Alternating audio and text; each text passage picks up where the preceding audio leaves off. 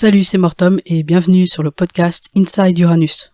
Aujourd'hui, je vais vous parler de la douleur et de la nociception. D'après l'Association internationale pour l'étude de la douleur est une expérience sensorielle et émotionnelle désagréable, associée à un dommage tissulaire présent ou potentiel ou décrite en termes d'un tel dommage. Voici la définition. Mais je vais aller un peu plus en détail et vous expliquer ce qu'est la douleur. La douleur est très subjective. On a tous une perception de la douleur qui est différente. D'ailleurs, il ne faut pas confondre la douleur et la nociception. La nociception est l'ensemble des mécanismes impliqués dans la transmission d'une information nocive. Je ne m'attarderai pas sur cette définition ici car ce sera l'objet du prochain podcast.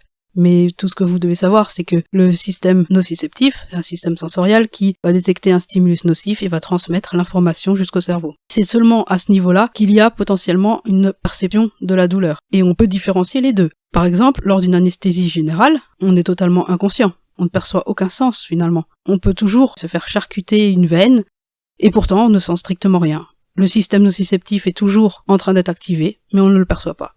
Il en va de même pour les autres sens. Si vous êtes sous anesthésie générale, on aura beau s'amuser à flasher votre œil avec une lumière de toutes les couleurs, vous ne la percevrez pas. C'est pourquoi il faut toujours différencier la sensation et la perception. Mais revenons à la douleur. La douleur est très importante. C'est un système d'alarme. Elle va nous informer que notre corps est en danger, qu'il y a une attaque directe par un élément nocif. Le problème de la douleur, c'est lorsqu'elle devient pathologique. Elle devient pathologique lorsqu'elle persiste, alors qu'il n'y a plus de dommage du tissu. Son effet d'alarme, son signal important n'est plus pertinent. Pour la définition de la douleur chronique, c'est un peu plus délicat, car cela dépend notamment des médecins. Certains médecins annoncent une douleur chronique lorsqu'elle dure au minimum 3 mois, d'autres lorsqu'elle dure au minimum 6 mois. Ensuite, il y a 2 types de douleurs. Il y a la douleur nociceptive et la douleur neuropathique. La douleur nociceptive signifie que la douleur a été causée par activation du système nociceptif. La douleur nociceptive est donc une douleur qui est activée par un stimulus nocif. Un stimulus nocif thermique, mécanique ou chimique. Par exemple, vous brûlez le bout de votre doigt, la température va activer certains types de récepteurs qui vont transmettre l'information nociceptive. Ensuite, il y a la douleur neuropathique. La douleur neuropathique signifie une douleur causée par un dommage au niveau du système nerveux. Ça peut être une douleur neuropathique centrale, donc c'est un problème au niveau du système nerveux central, ou une douleur neuropathique périphérique. Donc c'est un problème au niveau du système nerveux périphérique. La douleur est une expérience complexe. Elle est composée de 6 aspects. Il y a l'aspect sensori-discriminatif. Cet aspect va vous donner l'information sur la localisation et l'intensité de la douleur. Ensuite, il y a la composante émotionnelle. Cette composante va vous donner le côté non plaisant de la douleur. Pour continuer, il y a l'aspect moteur. Ça inclut les moteurs réflexes.